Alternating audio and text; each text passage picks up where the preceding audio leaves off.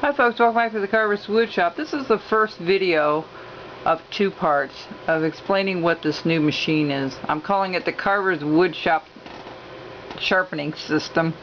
It's really nothing I had built, but it's something I kind of put together. Now on the onset, before I tell you anything else about this, when you revamp a motor or an item that comes from the store and you start pulling things out and putting your own things in, you assume the responsibility for any of the injuries or anything that can happen when you do it. I'm showing you what I've done with mine. It's up to you if you want to follow it or not.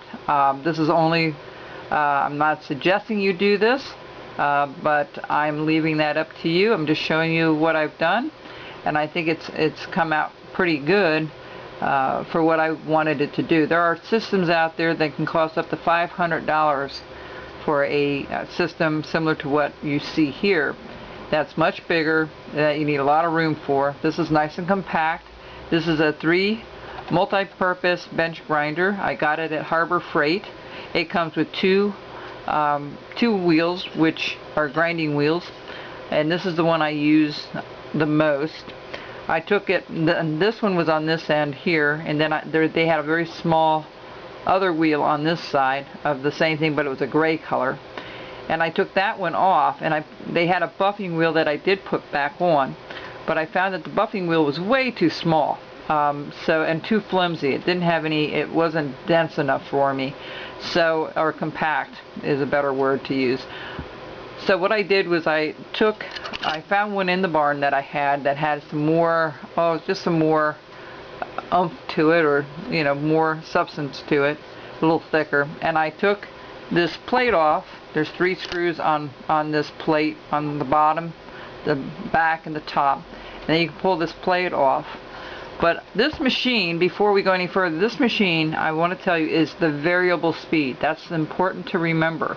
The variable speed is the only one that you can turn on, and you can adjust the speeds of this thing. It goes up to 10,000 RPMs down to very minimal, and you can even stop it with your hand when it's slow. Not when it's fast, you don't want to do that.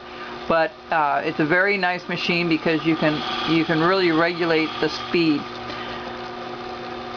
So what I did at the end here, and this is the most important part for me that I really wanted to develop and to make, was taking a wooden wheel and putting a strop on the one side and making it exactly similar to what the wheel was, like this. I had a carver friend who was kind enough to make these for me, and what I did was I took this off, took the wheel off, and then took the buffing wheel off and put this on, and I glued the piece of leather on, and I use a black compound, which is a little bit coarser grade, to do my knives. So I do my knives on this section, and on the second video you're going to see, I already have that one made, you're going to see how these are, how I sharpen the dockyards, these little things, these little mini gouges,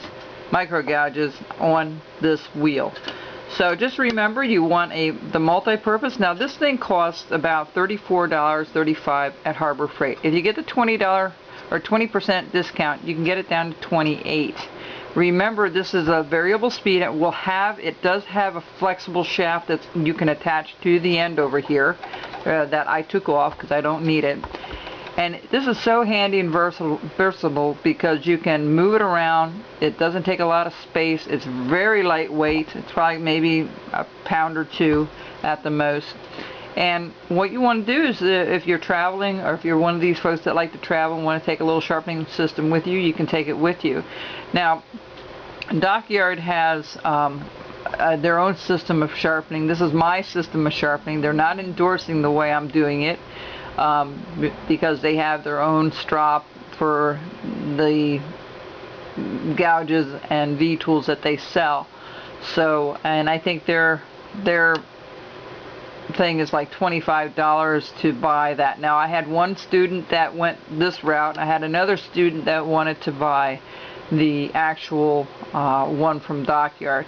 I tried it and I was not happy with the results. I did much better using the wheel, and I explained that on the second video.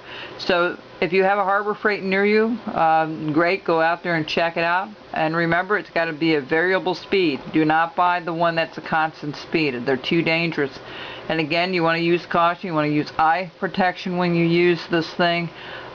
You know, because if you put a lot of the compound on this wheel and you put it on high, you'll feel the flakes coming off of it. So this is really not meant to go more than half, I would say, of the speed that it can go. Just that it's safer. Now this has a little bit tiny wobble to it. That's more from my gluing the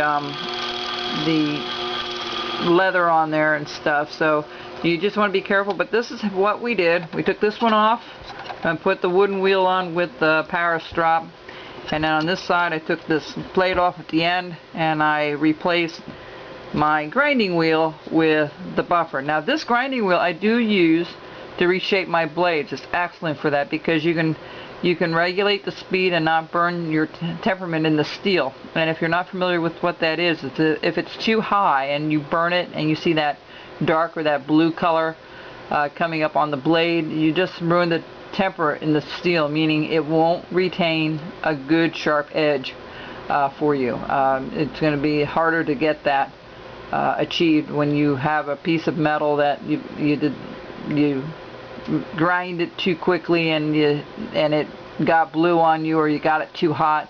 You can take the temper out of it. So just beware of that. This is really a nice wheel. I figured I was going to do some other wheels with the emery cloth and such. I decided against that because I think the wheel is just as good. And look, these are so cheap at Harbor Freight. You can throw these out and get another one for maybe $3 or $4. I think they come in a pack of 3 or 4 for maybe $6 maybe. So you know, they're throwaways as far as that's concerned. But you know, I did a lot of grinding on it and it still looks pretty easily and flat. You can also get a stone dresser to square it up again if you need to. It's a tool that you hold against it to level it out again. Well, this is my little idea. I hope it helps some of you come up with some ideas of your own of what you can do. And you know, if you ask a bunch of carvers how they sharpen, you're going to get a bunch of different answers. And like I said in my very first video on sharpening, I believe it was one of the first ones, I said no matter how long I've been carving, I always find a little better system. I actually use this a little more than the Tom's machine right now because it's quick, it's available, I can see results right away. The Tom machine is very slow. It's a very good machine, don't get me wrong, I still use it. But right now this is I'm using this a lot because I'm doing the dockyard on the buffing wheel and the micro dockyards on the wheel to hone them up, and they do a wonderful job for that. So take care, folks, and watch the second video on how I use these for the knife and the dockyards.